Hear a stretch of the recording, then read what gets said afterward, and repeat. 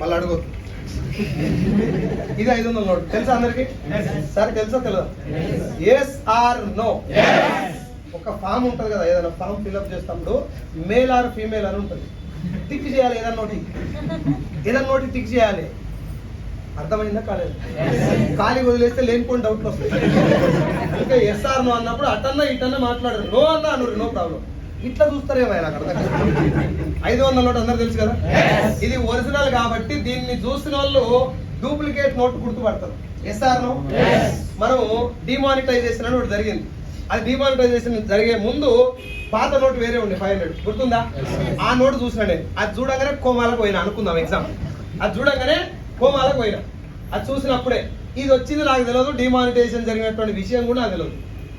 మళ్ళీ నేను కోమాలకు వెళ్ళి వచ్చిన, గురుగారు 500 నోట్ తీసుకొచ్చి నాకు 1000 రూపాయలు ఇచ్చేదంటే 2 ఇచ్చిండు. పర్ర చెప్పి డస్ట్బిన్ పడేస్తాయి. ఇది ఫేక్ అని. అవునా కాదా? ఎందుకు? ఒరిజినల్ ఏందో నాకు ఇప్పుడు డైరెక్ట్ సెల్లింగ్ కూడా ఒరిజినల్ ఏందో నీకు కాబట్టి ఏదొచ్చినా పర్ర చెప్పి డస్ట్బిన్ వేస్తున్నాం. Yes or no? సో ఇప్పుడు మనకి ఒరిజినల్ ఏందో తెలిస్తే మాత్రమే డూప్లికేట్ గుర్తుపట్టి వస్తుంది. అవునా కాదా? డైరెక్ట్ సెల్లింగ్ ఒరిజినల్ ఏంది అని ఎవరు అడిగినా ఇప్పుడు ఎవరు కూడా నాకు తెలియదనే చెప్పారు. తెలియనప్పుడు ఇండస్ట్రీలో తెలియకుండా జాయిన్ అయ్యి మోసపోయే అవకాశం ఉందా లేదు? ఎట్లా జాయిన్ కావాలో తెలవాలంటే ముందు డైరెక్ట్ సెల్లింగ్ ఏందో తెలవాలా. Yes or no? If you want to start real estate in Vizag లోకల్లో ఉన్నటువంటి ఈ పరిధిలో ఉన్నటువంటి ప్లాట్లకి ఏ సర్టిఫికేట్ ఉండాలో మీకు తెలవాలి. హైదరాబాద్ అయితే HMDA లేఅవుట్ అంటారు. ఆ HMDA లేఅవుట్ లెక్క విశాఖపట్నంలో ఏ లేఅవుట్ లో కొనాలనేది నీకు ఐడియా ఉంటే రియల్ ఎస్టేట్ లో నువ్వు బాగుపడతావు. ఏదో భూమి ఉంది కదా, అటు ఇటు 4 కొలతలు ఉన్నాయి కదా, ఆనికమ్తా ఇన్కమ్తా అంటే తొందరగా నీ గుండు కొరికిచ్చి నామాలు పెట్టి సింహాచలం గుట్టెక్కిస్తాడు. Yes or no? You want to start a business, you should know about that. అసలు ఏంది ప్రాసెస్? ఒక సోప్ కొనాలంటే ఈడ కూర్చోబెట్టి చెవులన్నీ వాయగొట్టుడు ఎందుకు?